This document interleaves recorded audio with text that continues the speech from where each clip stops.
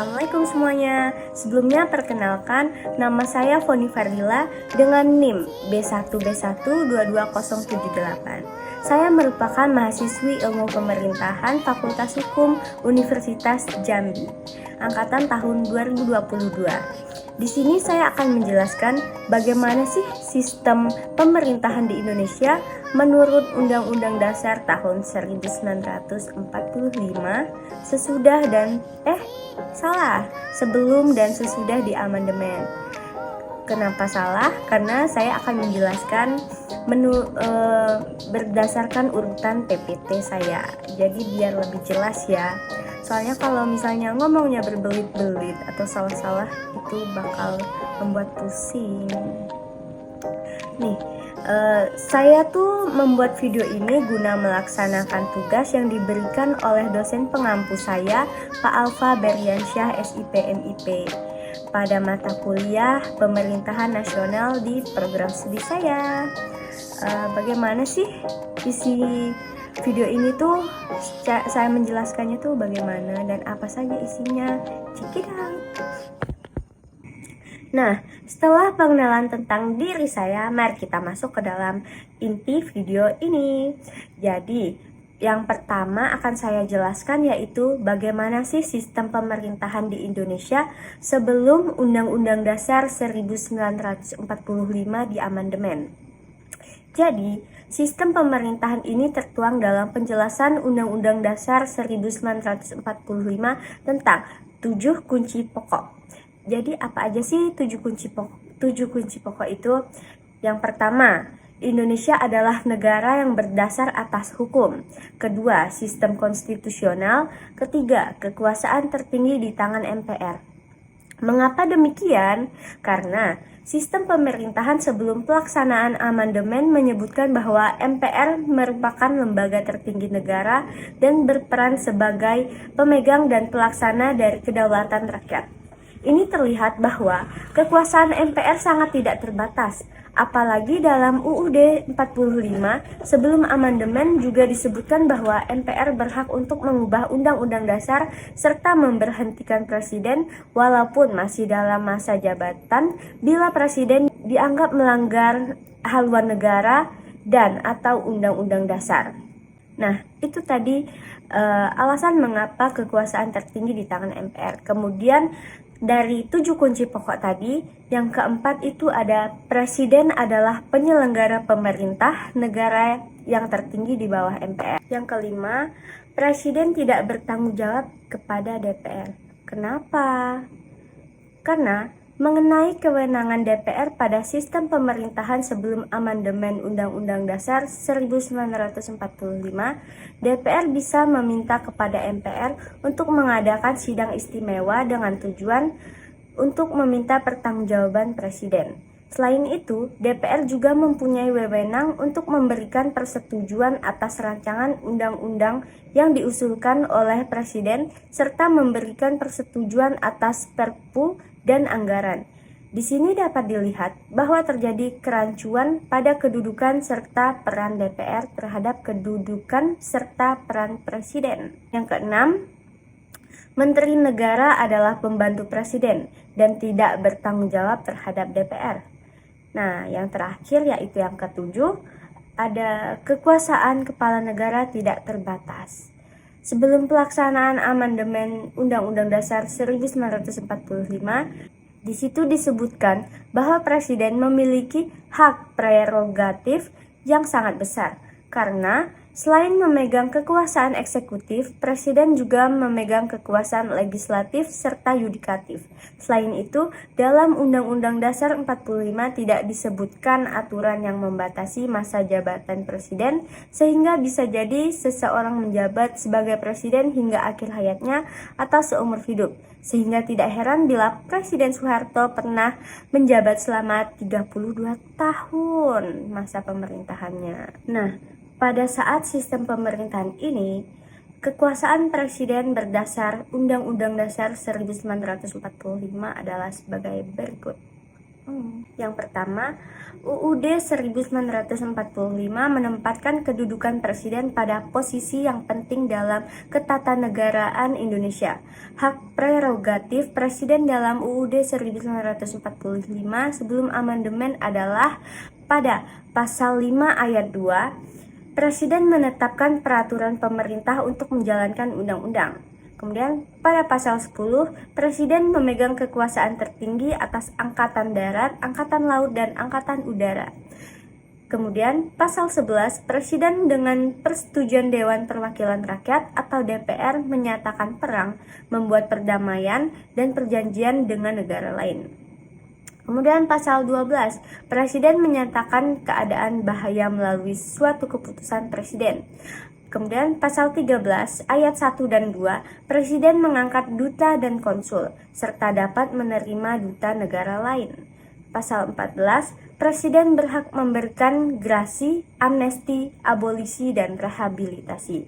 Pasal 15, pemberian gelar, tanda jasa, atau tanda kehormatan merupakan salah satu tugas penyelenggara pemerintah negara, yaitu Presiden. Pada pasal 17, menteri-menteri diangkat dan diberhentikan oleh Presiden. Kemudian yang terakhir ada pasal 22, dalam keadaan yang mendesak, Presiden berhak membuat peraturan darurat yang dituangkan melalui peraturan pemerintah pengganti undang-undang atau Perpu.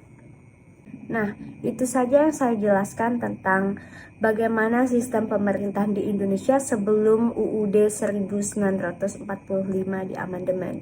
Selanjutnya saya akan menjelaskan sesudah di amandemen. Jadi, Undang-Undang Dasar merupakan hukum tertinggi di mana kedaulatan berada di tangan rakyat dan dijalankan sepenuhnya menurut Undang-Undang Dasar. Undang-Undang Dasar memberikan pembagian kekuasaan atau separation of power kepada 6 lembaga negara dengan kedudukan yang sama dan sejajar, yaitu Presiden, MPR, DPR, DPD, BPK, MA, dan MK. Amandemen Undang-Undang Dasar 1945 menghasilkan sistem pemerintahan baru di Indonesia.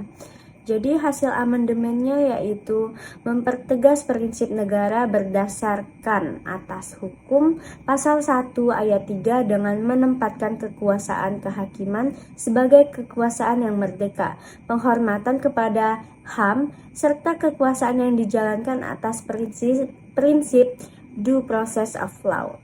Kedua, mengatur mekanisme pengangkatan dan pemberhentian para pejabat negara seperti hakim.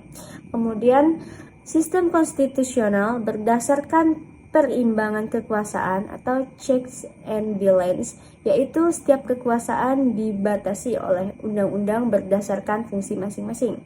Selanjutnya, setiap lembaga negara sejajar kedudukannya di bawah Undang-Undang Dasar 1945.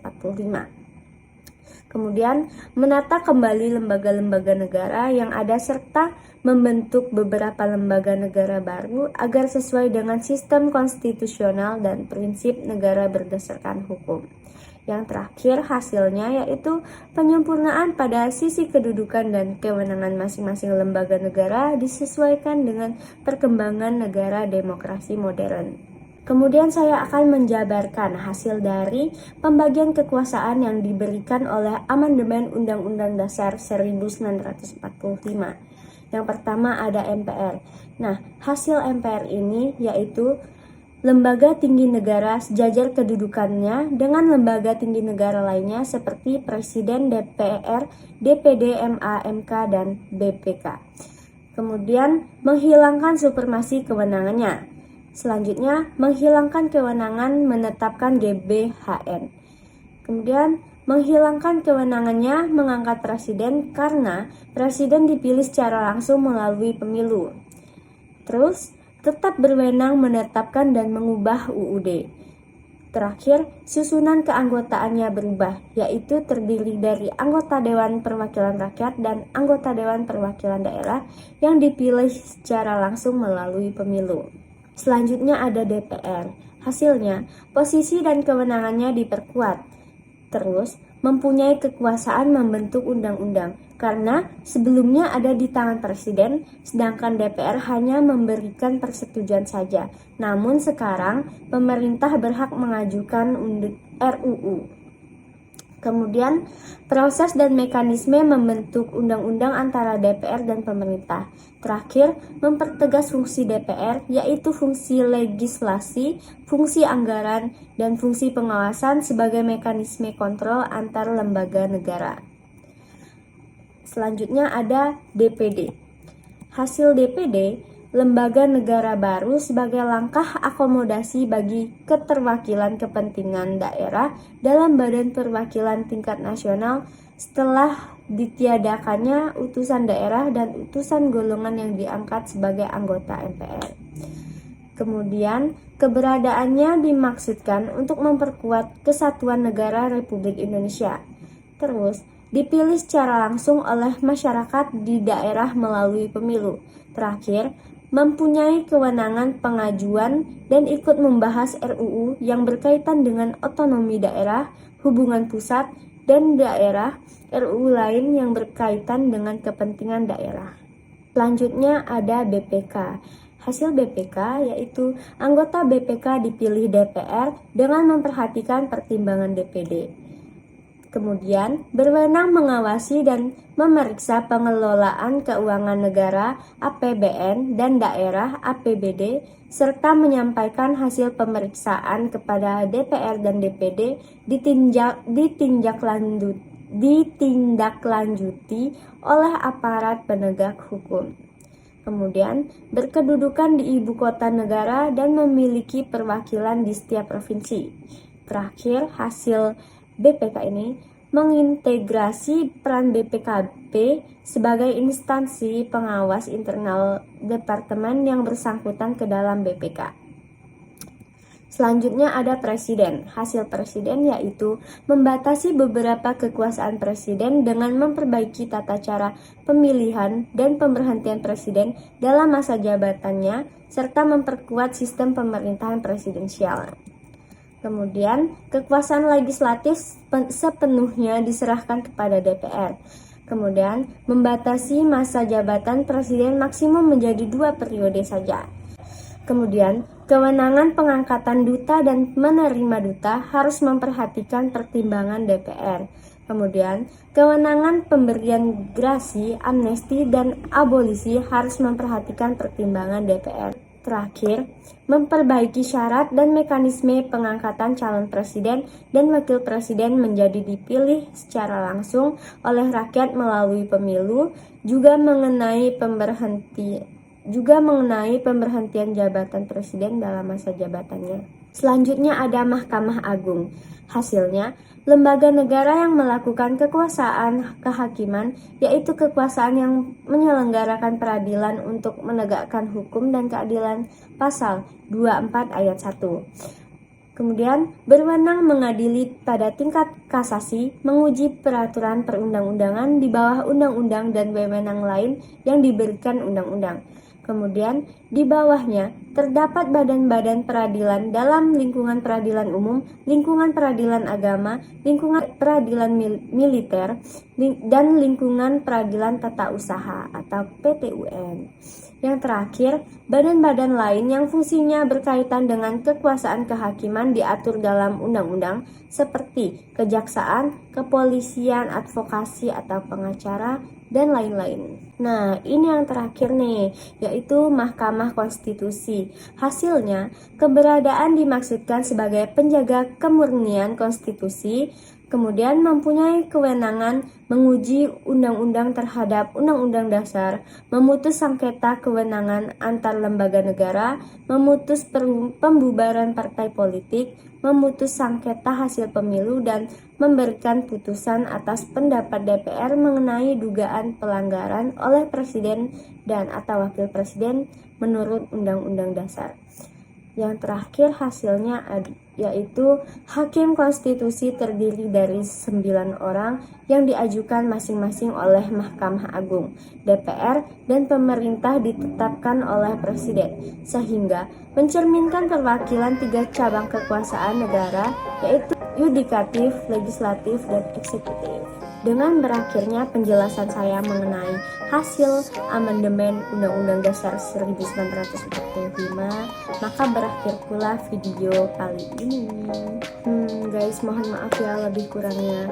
Saya sadar sih dari saya menjelaskan video ini tuh saya masih banyak berbelit-belitnya karena videonya panjang, penjelasannya panjang, jadi saya sulit untuk mengucapkan dengan yang baik dan benar karena saya juga tidak berkecimpung lagi di dunia pembuatan video ini, tapi saya membuat video ini dengan penuh niat dan semoga penjelasan saya bisa dipahami oleh teman-teman semuanya. Semoga penjelasan saya juga bisa untuk pengetahuan kalian dan dimanfaatkan dengan baik. Dah guys, assalamualaikum warahmatullahi wabarakatuh.